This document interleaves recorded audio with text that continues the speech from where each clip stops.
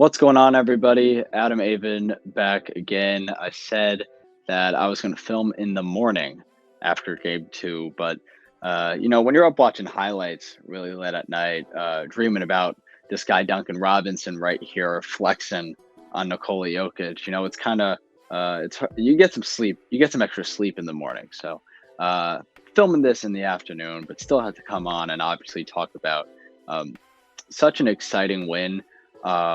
A really, really great game overall. I thought, right off the bat, I thought the Heat and Nuggets both played really well. The Heat struggled at times, obviously, didn't film after game one.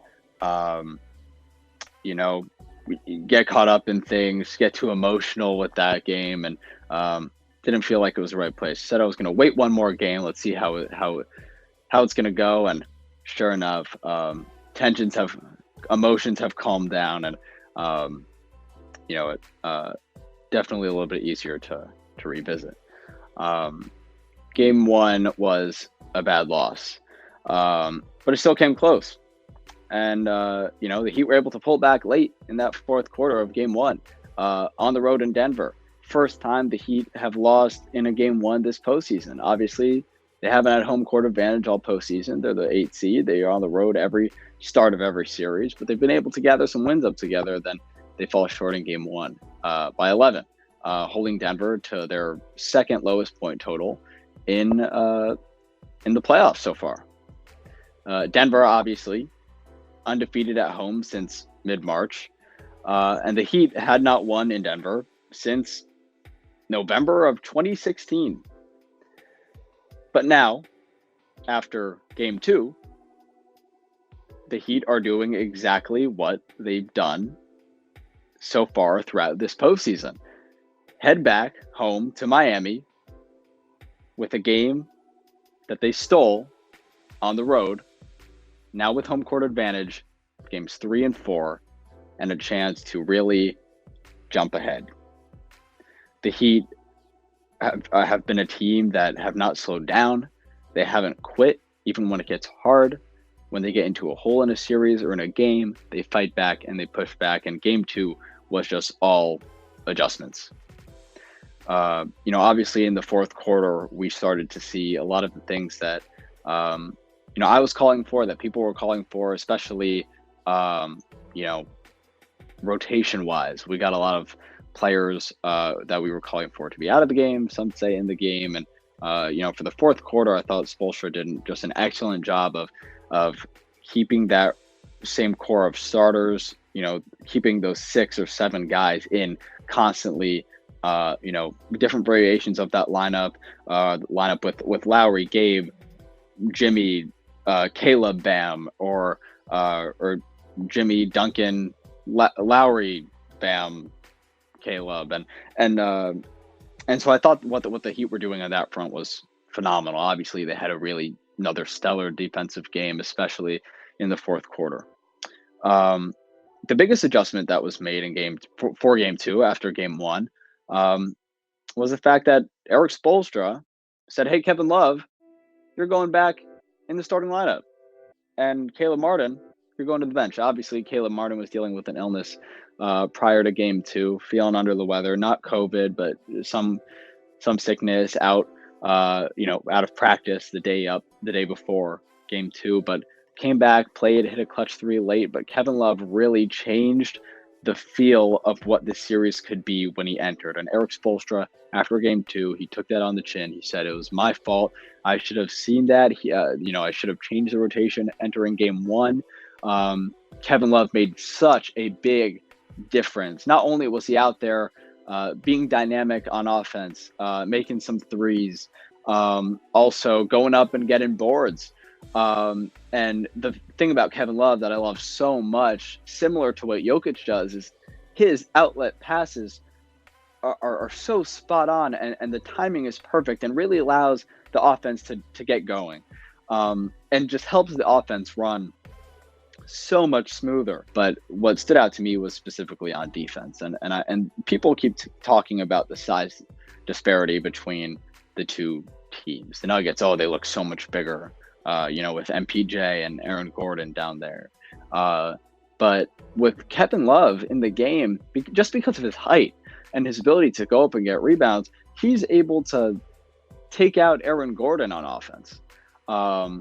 So Kevin Love's guarding Aaron Gordon, and then that allows Jimmy to go one-on-one Jamal Murray, and it allows Bam to go single coverage on Nikola Jokic. Now, why would you want to put Bam in that position where he has to guard Nikola Jokic for 40 plus minutes? Well, the thing that I was yelling for, go on my Twitter, I'll put a picture here of what I was screaming on Twitter and in my text messages with my friends, numerous group chats with my friends, saying what the Heat did wrong in game one was every time Jokic got the ball, and this is the first thought when it's an excellent when it's an MVP caliber player is you got to trap him, you got to double team him, you got to knock the ball out of their hands, you got to make it tough and physical for them. The part that's so special about Nikola Jokic's game is really his playmaking ability. His scoring is phenomenal. It is so hard to stop him from scoring the basketball. Every shot he takes looks like it's going in. But his passing is what gets the rest of the team going. Nikola Jokic has had an amazing postseason, but who's really been stellar for the Denver Nuggets has been the role players.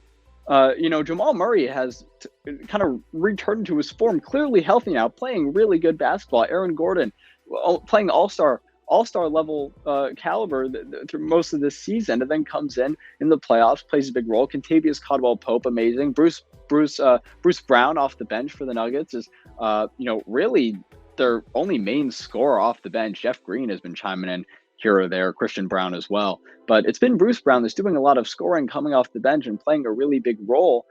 And what the Heat did on defense, but by bringing Kevin Love in and putting Jimmy on Murray and putting Bam on Jokic, they're covering everyone else really tightly. And kind of like how JJ Redick has spoken about on TV and on his podcast, it's kind of the shape-shifting zone that Miami's defense is in. And they're guarding the other players so nicely that it's not letting Jokic, pass the ball and create space on offense. All that being said, I thought the Heat's adjustments in game two were really, really smart. I'm really excited to see what the Nuggets are going to do in game three and how Michael Malone's going to kind of, fight back to what Spoelstra did in game two. Are they going to go back and forth? Are they going to each stick to what they've been doing? We already saw Spoelstra make adjustments. Will we see more stuff coming? How's it going to be if Tyler Hero makes his return for game three? So many things to talk about here.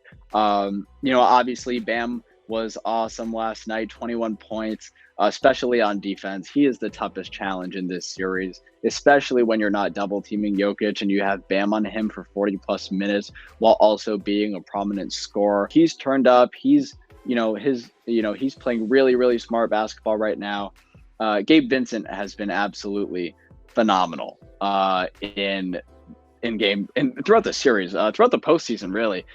He's going to get paid. And after this season ends, which hopefully results with him holding a trophy and the Heat holding a trophy, he's going to get paid. And the Heat are going to have to make a decision of who they want to give that money to. Is it going to be Max Strus? Is it going to be Gabe Vincent? Are they going to extend Caleb Martin? Are they going to go out and try and sign and trade for somebody? But I really believe that Gabe Vincent has earned his money. I mean, 18 points in game one, 23 points in game two, shooting lights out. He's the Heat's leading scorer from three.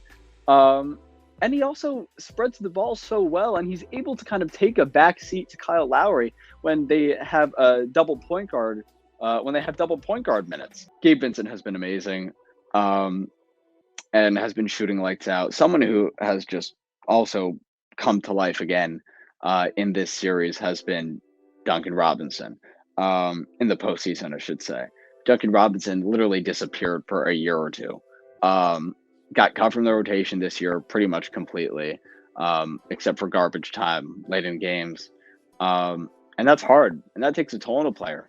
But the Heat have this kind of next man up mentality. Whenever someone needs you, you're going to be there.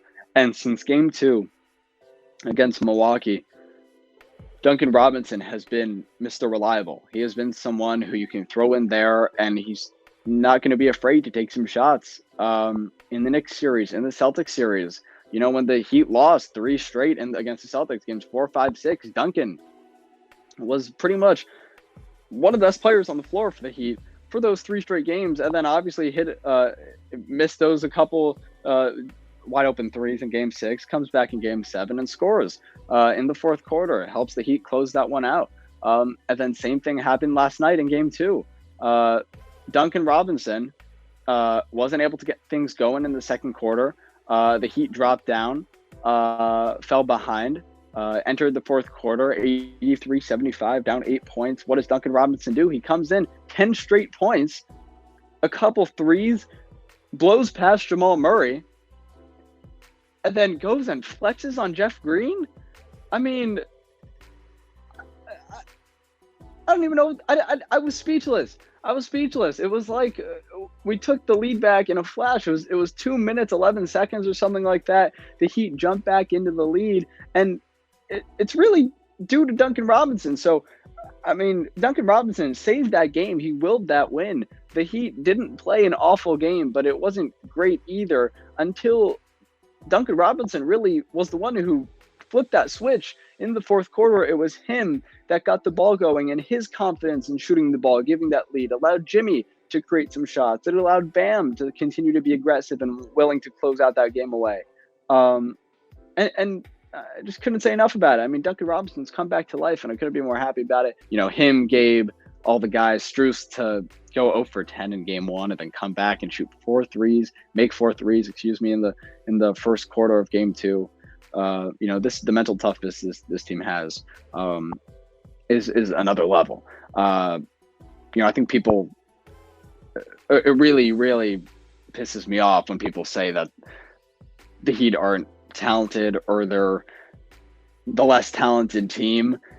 That comment makes absolutely no sense. The Heat beat the 2 best teams in the Eastern Conference. The 2 best teams. They beat those teams both with the 2 best odds to win the NBA Finals. They beat the Knicks, who everyone picked against Miami. Everyone said the Celtics were going to complete the best comeback of all time in a series, down 3-0. Didn't happen.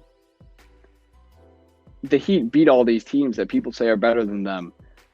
And you have guys like Gabe Vincent and Caleb Martin and Max Strus and Duncan Robinson, Haywood Highsmith, all of these guys playing, important minutes for a championship caliber team that's on the cusp, just 3 wins away of winning an NBA Finals for the 4th time in team history. And people are saying these guys aren't talented. This team's less talented.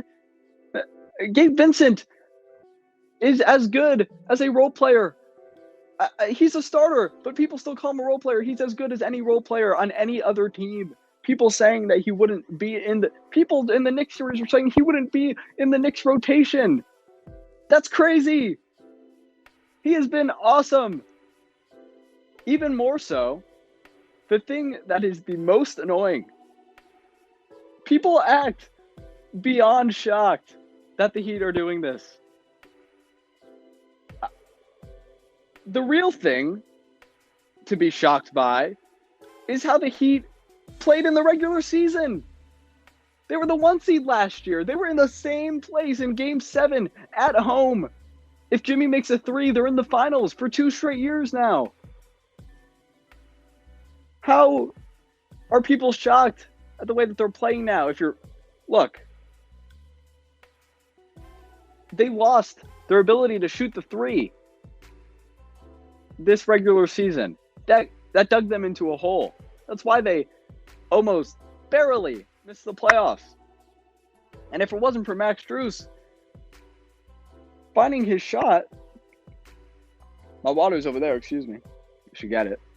But if it weren't for Max Strus trying to find his shot and finally finding it in the fourth quarter of the Chicago play-in game, the second play-in game, the Heat wouldn't be in the playoffs right now. And since then, the Heat have turned back the clock to the team that they were last season, all season. So people really shouldn't be shocked of what they're doing now, because this is the same team with the addition of Kevin Love minus PJ Tucker. They still have the best coach in basketball. They still have one of the greatest minds to ever play and be involved with the game of basketball, helping run this organization, and Pat Riley. This team, this franchise is the same as last year. And people are saying that the weather, that other off-the-court issues, that injuries have affected the other teams. Those are the reasons why the Heat won. Even though the Heat's leading scorer, Tyler Hero, and Victor Oladipo, who was amazing last year in the playoffs and played a really important role specifically for defense for the Heat this season and last year, have been out this whole postseason. So not only do the Heat have the most mental toughness to overcome all these different things that the outside are saying, they don't give a damn.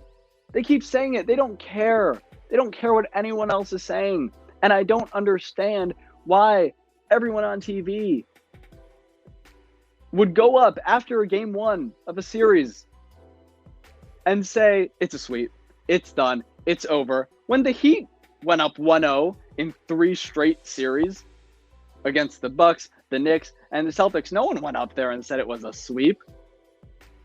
When the Heat were up 3-0, people were still saying the Celtics were going to come back. Granted, they almost did.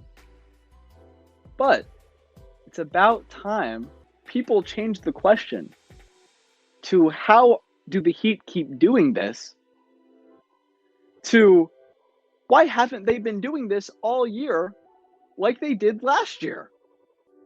These are my 3 keys to a Heat series win. Number 1, got to make your threes. Not just percentage-wise, but you also have to increase the volume. They missed 16 wide-open threes in game 1. They come back in game 2.